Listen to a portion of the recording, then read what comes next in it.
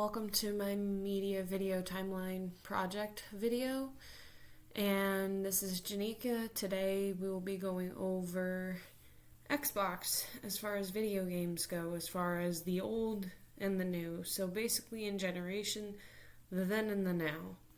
So stay tuned as we go over what's changed, how it's evolved over time through its generation from the Xbox 360 into the brand new world of 2013 and beyond that. So stay tuned and let's get right into the video right now.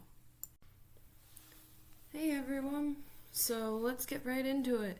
So first thing we're going to start off with today is we're going to be talking about the Xbox 360. Now that is an extremely interesting process because if we look at it, sorry about that, 3 seconds. Now, the Xbox 360 went from 2005 to 2013. That was basically our generation of saying, let's introduce something out there. So, Xbox 360, I actually have one. This is very old, like old. It's got a lot of the things that we don't really use anymore. We've had this for who knows how long, and the games were ridiculous for it. Yeah, but the consoles have changed over time because there was a lot of bits as far as gaming, online, and graphics, because you really couldn't do much back then with this, and the graphics were kind of crappy and terrible. And you couldn't really download stuff. You had the discs, for example, like what I have here. So you've got Phantasy Star. This is one of the older games we have. That's one. Minecraft, the old Minecraft. This is not the new one. This is the old 360 version. And then you have Secret Service, which, one of my favorites, but this one will always be my favorite first.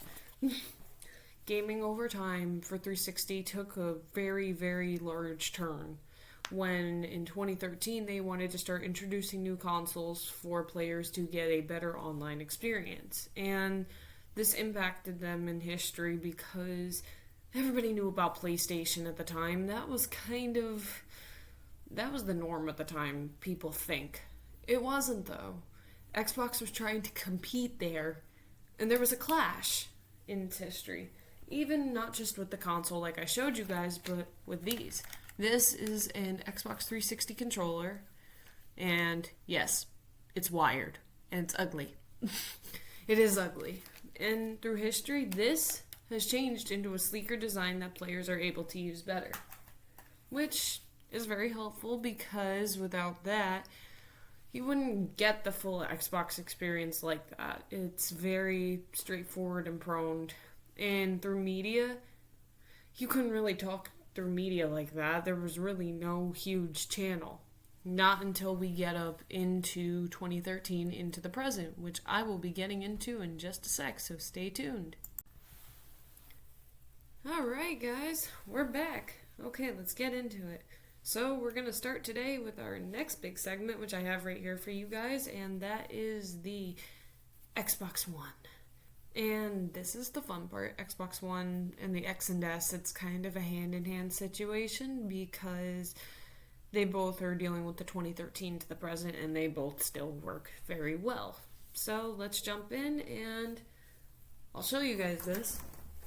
This is the Xbox One. This is actually my console. It's not as old. It looks old, not PlayStation old, but it is more old. It has a sleeker design and actually works 6 times better than that. Trust me, it does. I've used it. This works a lot better and has a lot better quality graphics and more online entertainment options for you to use because the console has better, well, let's just say this, it's got better graphics. You can download games a lot faster. You can actually talk to your friends in Xbox parties, which you could rarely do with the 360.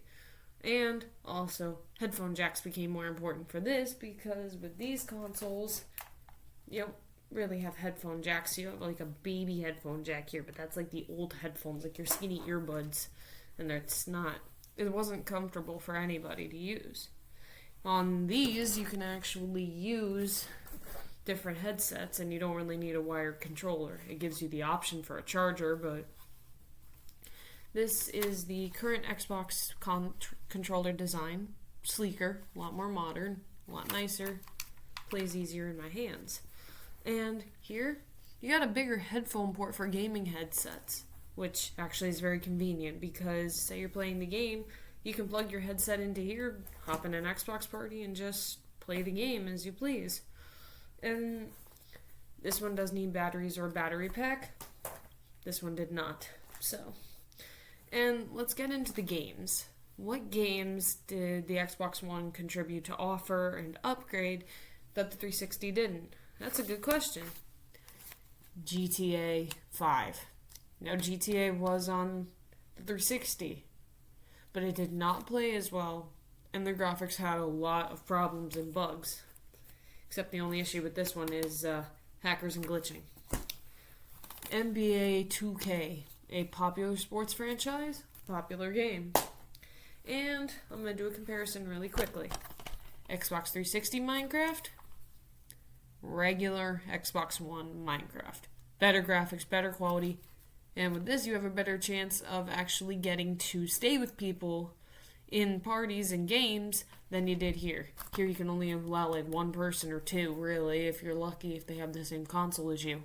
This, it's all just straightforward and you can just play it. It's great because you can have up to almost who knows how many people in these. The biggest thing with the Xbox One graphics is way better quality. You have more options to change your performance settings, and you also get better online quality to download and deal with content. Alright, so if we're going to go into like earlier generations versus now, how it was used. Earlier generations just used it for entertainment. That's straightforward and pretty precise. But if you're looking to go into like the modern now, streaming, YouTube videos, what else do we have for this? Voice, gaming, you name it, you can do it. And the Xbox One's more reliable. You have less problems with it in the first place. Now, if we're going to go into the cultural and societal events that mainly changed the movement of Xbox, that would be like Hispanic and diverse different history months, like Hispanic Heritage, Black History Month, and also Pride Month for all of our transgenders, gay, whatever you identify as. And the diversity helps to give engagement to the communities so nobody's feeling left out. It's just so they can feel included. And that's the biggest thing. And our two references that I'm going to use from my class experience here with Mitchell, shout out to Professor Gessler, is I'm going to use our first reference from our esports lecture. And our esports lecture taught us a lot about the online gaming community, what it has to offer, and the online gaming community is huge, and the number of things that can change that are absolutely unbelievable. And the second reference was when we were discussing like the history of social media